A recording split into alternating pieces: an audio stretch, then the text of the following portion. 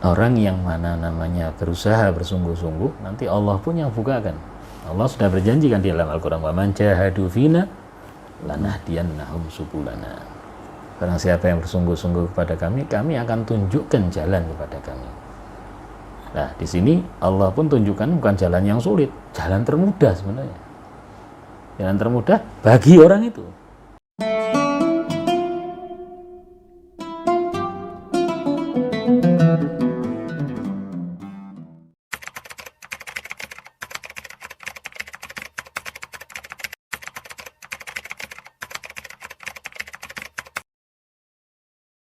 Kalau angkatan saya ini berangkat mungkin bilang 99, pulang 2002 mungkin. 2002 awal atau 2001.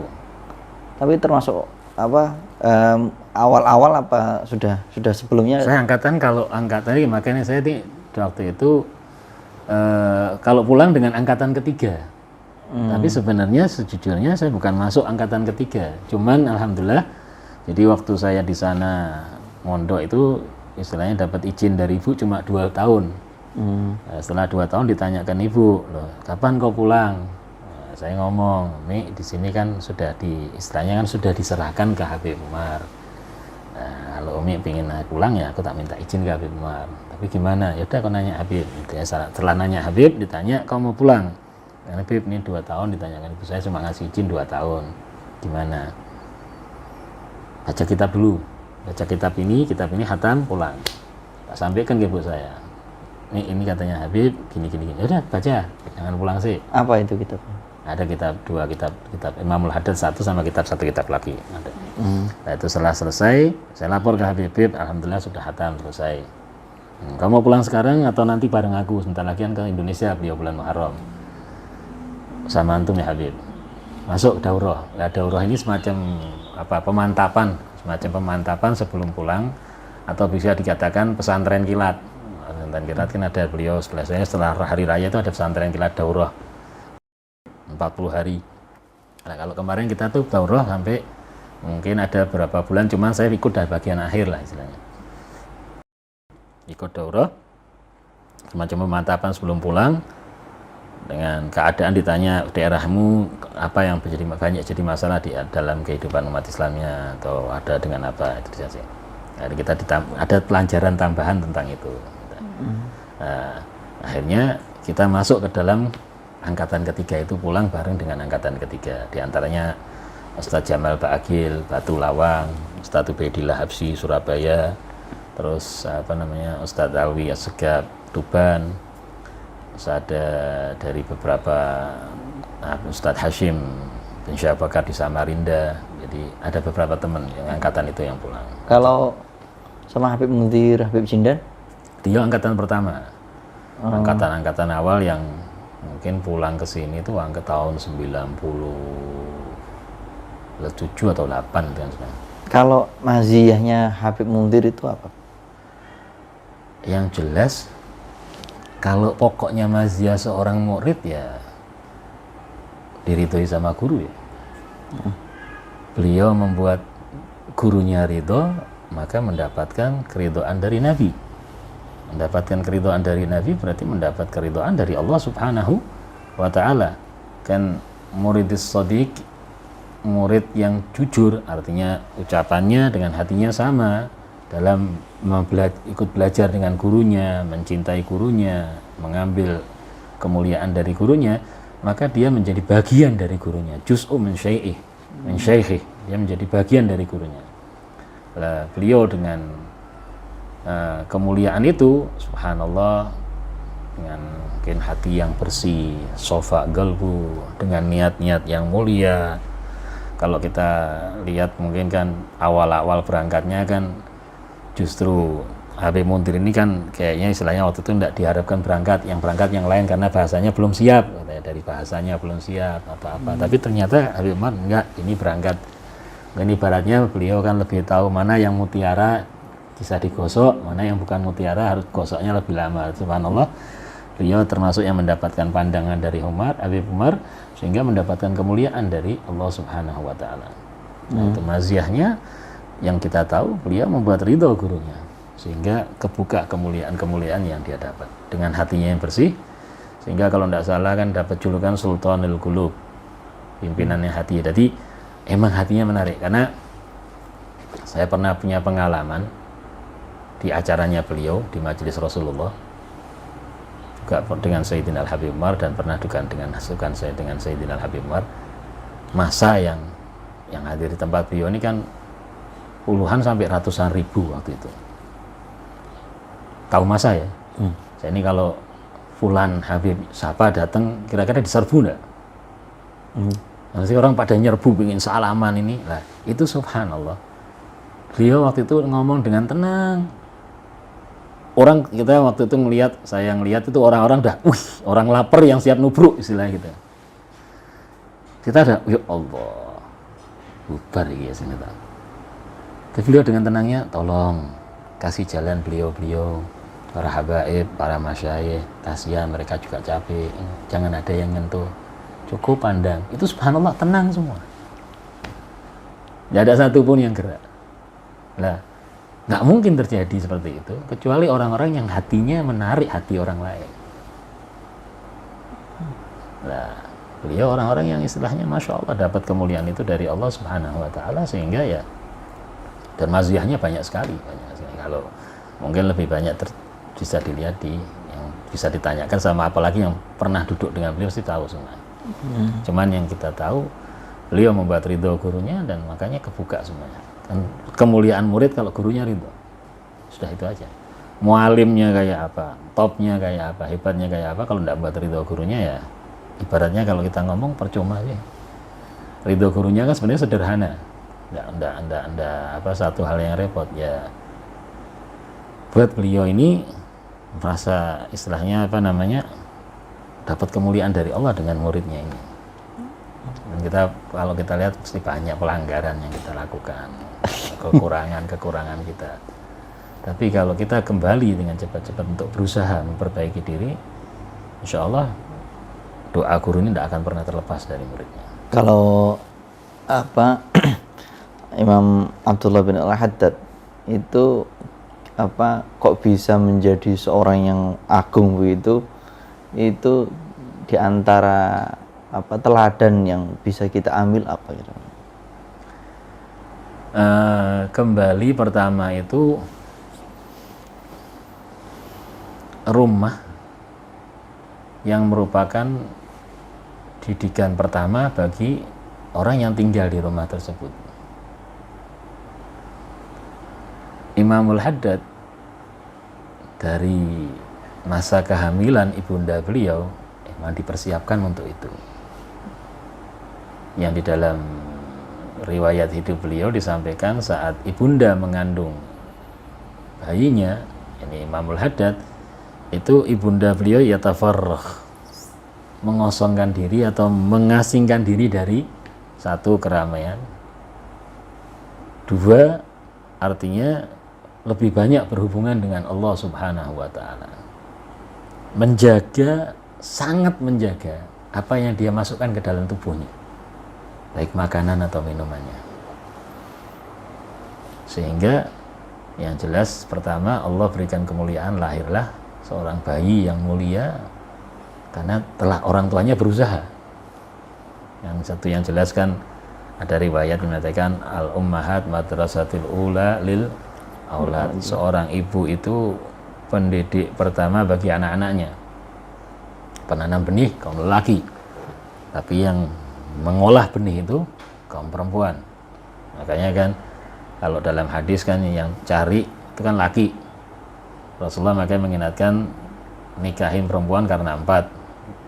Makanya kan bukan nikahin laki-laki karena 4, padahal baliknya kan kalau laki-laki cari perempuan, cari laki-laki ya lihat 4 itu. Tapi laki-laki yang pokok nyari, tapi yang tugas nyari kan sebenarnya tugasnya laki-laki, lihat 4 itu, karena kau yang akan menanam benih di situ. Terus subhanallah, dibilang kaum wanita ini kan ibaratnya ada kekurangan, ada satu hal yang merupakan tabiatnya perempuan, yakni tamu yang datang bulanan. Tapi subhanallah saat mengandung tamu itu nggak ada. Datang bulan kan tiap bulan datang. Tapi kalau sudah mengandung, tamu itu nggak datang. Nggak ada bulanan datang. Ini yang paham mungkin yang sudah nikah, nikah jangan, enggak paham.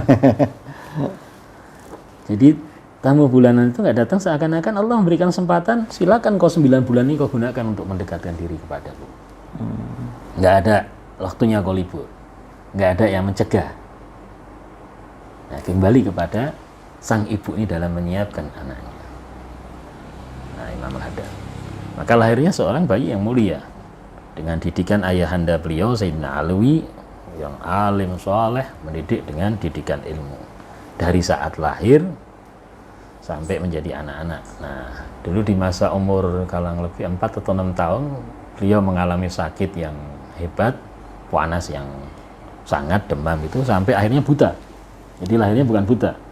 Beliau ini buta, Imam Al-Haddad buta. Oh, buta. Salah satu guru mulia beliau Sahibul Ratibul Atos, Umar bin Abdurrahman Al-Atos, buta juga. Gurunya buta, muridnya buta. Tapi kok iso mulia ya? Awake dhewe sing melek kok ketoke piye ya? Terus nulisnya bagaimana itu? Dikte. Oh gitu. Dikte. Jadi umur segitu sakit, maka sang ibu sangat bersedih karena beliau berharap anaknya bakal jadi orang alim, orang yang mulia, bakal menyampaikan ini dan jadi kebanggaan orang tua dengan akhirat. Sampai akhirnya sang ibu di dalam atau semacam mimpinya atau dalam keadaan saat didatangi salah satu ulama mulia Al-Habib Ahmad Muhammad Al-Habsyi, datuknya para Habsyi. Jangan takut, jangan kau bimbang karena sesungguhnya anakmu ini akan jadi rujukan ilmu di masanya, bahkan sampai setelah tidak adanya menjadi orang yang besar. Nah, sang ibu agak tenang, antrem, di situ tetap menyampaikan didikan-didikan yang mulia. Nah, dalam riwayat Imamul Haddad yang dalam kondisi seperti itu dari masa remajanya itu setiap malam beliau tidak kurang pasti sholat malam di masjid-masjid Tarim yang masa itu kurang lebih ada 300 masjid Setiap malam? dan ada di manaqibnya beliau. Kok bisa ya? Nah itu nanti kan namanya keberkahan itu di situ ada. Keberkahan waktu, keberkahan tenaga, keberkahan umur. Jadi orang yang mana namanya berusaha bersungguh-sungguh, nanti Allah pun yang bukakan. Allah sudah berjanji kan di dalam Al-Quran, wa man jahadu fina lanahdiyannahum subulana. Barang siapa yang bersungguh-sungguh kepada kami akan tunjukkan jalan kepada kami. Nah, di sini Allah pun tunjukkan bukan jalan yang sulit, jalan termudah sebenarnya. Jalan termudah bagi orang itu. Bagi kita mungkin lain lagi nanti urusannya. Di situ Allah. Nah, dengan keistimewaan seperti itu dan dia belajar terus dari kecil dari didikan orang tuanya Al-Qur'an, hadis, akhlak, adab, maka tumbuh menjadi seorang besar. Dan beliau punya cita-cita yang besar. Dalam satu riwayat saya pernah dengar beliau ingin seperti Syekh Abu Bakar bin Salim, seorang wali besar alim. Nah, teman-temannya masa kecilnya itu namanya anak-anak kan kadang ya ada namanya tetap masa main tuh kan ada. Teman-temannya istilahnya mengejek lah ya, Abdullah ente yang bener aja dong, ente ini buta apa namanya Syekh Abu Bakar bin Salim ini siapa, ente siapa nih? Kan wajar lah orang ngomong gitu kan dan anak-anak namanya. Tapi subhanallah kan kadang Allah kalau membukakan kecerdasan bagi seorang kan tidak terduga. Dia jawab, loh kenapa enggak bisa? Yang jadikan saya bahkan seperti itu siapa? Allah. Nah, saya punya Tuhan Allah. Ya saya minta sama Allah. Cuma saya ingin pelajari bagaimana beliau seperti itu. Subhanallah hari-harinya dengan ketaatan dan ketakwaan sehingga mendapatkan kemuliaan. Sehingga di dalam Sada Al-Ba'alawi termasuk salah satu kebanggaan dari Bani Alawi Sayyidina Imam Abdullah Al-Haddad. Habib Ali bin Muhammad Al-Habsyi Sahibul Maulid Simtudur muji Imam Al-Haddad. Termasuk keturunan Nabi yang dicintai sama Nabi Muhammad SAW. Kalau yang cerita Habib Ali Al-Habsyi apa setiap habis subuh ngajar nahwu lalu didatangi Rasulullah setiap hari itu ceritanya gimana? Jadi termasuk ilmu yang paling dicintai, yang paling disenangi sama Habib Ali, ilmu nahwu. Nah, ilmu alat ya, ilmu alat yang untuk kita bisa baca kitab, nanti sohrab dan macam-macam. Karena ya ibaratnya maaf, antum yang mungkin bisa baca kitab, Itu baca kitab bahasa Arab sama terjemahan sama enggak? Nggak sama. Enggak sama. Apalagi kalau yang terjemahkan ini enggak tahu rasa, enggak ketemu. Iya. Ibaratnya ada orang koki ahli masak top, kelasnya bukan nasional lagi deh, internasional top. Kita belikan bahan-bahan sayur asem, tapi dia enggak pernah tahu namanya sayur asem. Belikan bahan, itu masakannya jadi enggak? Jadi enggak? Jadi, tapi bukan sayur asem yang sayur asem gitu. Iya. Akan jadi ala dia. Lain kalau orang yang tahu sayur asem, saya minta sayur asem, dia akan buat sayur asem walaupun dia model dengan caranya dia. Kalau orang yang tidak tahu pernah tahu sayur asem, nah, sekarang banyakan terjemah itu seperti itu. Nah, kalau tahu bahasa Arab akan lain. Nah, termasuk ilmu yang disenangi Habib Ali itu ilmu nahwu. Dan pokok yang paling beliau pegang langsung pelajaran ilmu nahwu. Nah, ilmu nahwu dengan tujuan ilmu yang untuk berikutnya membuka ilmu-ilmu yang lain. Jadi tahu nanti baca ilmu fikih, tahu baca nanti ilmu tauhid, tahu nanti tentang tafsir Quran dan macam-macam ilmu. Jadi pokoknya di situ. Sehingga beliau megang langsung untuk pelajaran ilmu nahwu. Lah, kalau tentang riwayat yang didatangi sama Rasulullah dan sering Rasulullah dilihatnya dalam keadaan yaqadha hadir dan banyak aulia ulama yang menyaksikan, emang yang kita tahu dari manaqib beliau ini, beliau sedikit-sedikit menceritakan tentang Nabi. Cintanya kepada Nabi itu tidak ketulungan ibaratnya. Namanya sampai beliau buat maulid, dan maulid haji ini kan kalau dibaca maaf ya awake dhewe niki ya ngakulah awake kita ini bodoh, goblok, tapi kok lain kita ada rasa beda-beda di situ. Jadi baca dengan mengikuti cara baca yang dijalankan biasa ulama, itu nanti kelihatan ada rasa bedanya. Nah, karena kecintaan beliau yang sangat kepada Rasul. Nah, hari-hari beliau ini banyak melihatkan cerita tentang Nabi. Sedikit-sedikit tentang Nabi. Pokoknya isinya tentang Nabi. Nah, sehingga beliau pun ya mau tidak mau kalau sudah cinta sangat kepada Nabi, ya mau tidak mau pasti dicintai sama Nabi. Secara umumnya ini kan kita dicintai sama Nabi. Seluruh umatnya Nabi kan dicintai sama Nabi. Tapi kalau yang punya nilai plus di mata mencintai Nabi, maka akan punya nilai plus untuk dicintai nama Nabi Muhammad SAW. Nah, termasuk bukti pencintaan Nabi ya, Nabi dilihat sama para aulia ulama, ada kehadirannya di situ. Dan itu bukan satu hal yang tidak mungkin, banyak sekali. Dan di dalam kitab Maulid Syaraful Anam, di bab terakhir, 2 fasal terakhir itu kan cerita tentang kejadian di Mesir. Pasang suami istri yang mereka didatangi dalam mimpi oleh Nabi Muhammad. Sampai akhirnya mereka masuk Islam. Yang namanya orang tidak beriman kok bisa didatangi dalam mimpi oleh Nabi, terus orang yang beriman kok tidak bisa? Pasti bisa. Cuman kadar kecintaan kita yang kurang dalam mencintai Nabi. Nah, bahkan sampai dalam yaqadha. Kalau kita kembali, Habib Ali kan juga dikatakan mewarisi datuknya Sayyidina Ali Khaliq Qasam. Sayyidina Ali Khaliq Qasam ini salah satu kemuliaan yang beliau memiliki, setiap mengucapkan salam dapat jawaban langsung. Dan semua yang di sekitarnya mendengarkan. Kayak hatif begitu. Nah. Masalah dia dalam sholat, assalamualaikum ayyuhan nabi wa rahmatullahi wabarakatuh, itu langsung mendengarkan waalaikumsalam ya syekh, dan semuanya mendengarkan.